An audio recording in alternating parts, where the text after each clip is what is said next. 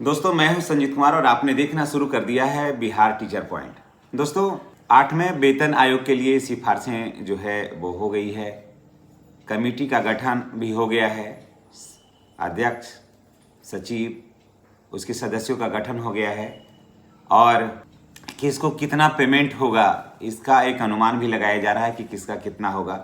जितना एक चीज़ लेकिन जान लीजिए कि जितना आपका मूल वेतन है अभी उससे दुगना आपका पेमेंट हो जाएगा कम से कम।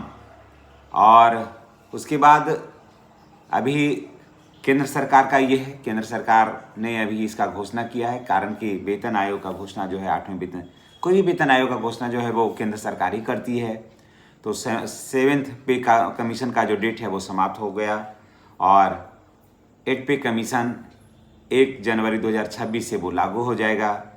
तो ऐसे लागू हो जाने से जितने भी कर्मचारी हैं उन सबों को लाभ जो है वो 1 जनवरी 2026 से मिलने लगेगा। तो क्या बहुत सारे हमारे शिक्षक साथी ने कमेंट किया कि क्या इससे शिक्षकों को फ़ायदा है या रसोइयों को फ़ायदा है या फिर शिक्षा सेवकों को फ़ायदा है, थोड़ा विस्तार से बताइए। दोस्तों मैं बता देता हूँ कि इसमें अभी तो ये केंद्र लागू किया है, उसके बाद केंद्र जो लागू करता है उसके बाद बिहार सरकार भी उसको थोड़ा बहुत संशोधन करके, नहीं तो हूबहू थोड़ा बहुत संशोधन करके, नहीं तो हूबहू राज्य सरकारें भी उसे लागू कर देती है। समझ गए? तो इसमें शिक्षकों को भी फायदा है। शिक्षकों के साथ साथ बिहार के जितने भी कर्मचारी हैं, चाहे वो किसी भी सेक्टर में काम कर रहे हो, सरकारी किसी भी कार्यालय में काम कर रहे हो, कोई विभाग में काम कर रहे हो, उन सबको फायदा होगा। ये नहीं कि सिर्फ केंद्रीय कर्मचारियों को फायदा हुआ है। क्या इससे पूर्व 6 में, 5 में 7 कमीशन जो आया उसमें सिर्फ केंद्रीय कर्मचारियों को फायदा हुआ और बाकी कर्मचारियों को फायदा नहीं हुआ? फायदा हुआ तो सबको फायदा हुआ है। इसलिए फायदा जितने भी कर्मचारी हैं, चाहे वो केंद्र के हों या राज्य के हों, सबको इसमें फ़ायदा होता है। और अगर आप एज ए शिक्षक हैं, कारण कि इसमें ज़्यादातर मेरे चैनल पर शिक्षक हैं, शिक्षा सेवक हैं, ये सारे लोग हैं, रसोइया हैं, सफाई कर्मी भी हैं, बहुत सारे हैं हमारे भी, जो इनको पसंद आता है वो सब देखते भी हैं। तो इनमें शिक्षकों को भी फ़ायदा होगा। समझ गए? पहले वहाँ पर लागू हो जाएगा, उसके बाद 1 जनवरी 2026 से बिहार के सभी शिक्षकों को इसमें फ़ायदा है और मूल वेतन में बढ़ोतरी होती है।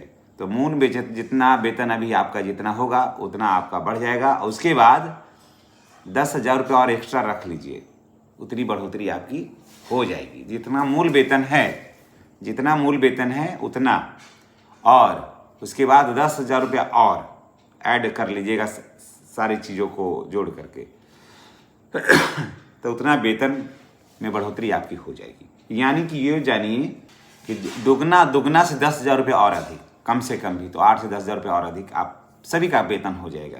तो इसलिए अब सवाल ये आता है कि क्या शिक्षा सेवकों का? तो मैं आपको बता देता हूँ कि मिनिमम सैलरी जो है, जो सरकारी केंद्रों पर काम करते हैं, संस्थानों में काम करते हैं, उनका मिनिमम सैलरी पहले 18,000 था, नीचे था आपका, तो फिर आपका 18,000 से ऊपर किया गया, 22,000 किया गया। उसके बाद अब भी 22,000 है। मिनिमम सैलरी 29,000 से नीचे नहीं होना चाहिए। समझ गए इस बात को बढ़िया से समझ लीजिए। मिनिमम सैलरी 18,000 से नीचे नहीं, 29,000 से नीचे नहीं होना चाहिए। तो स्वाभाविक है कि शिक्षा सेवकों का वेतन भी इसमें बढ़ेगा।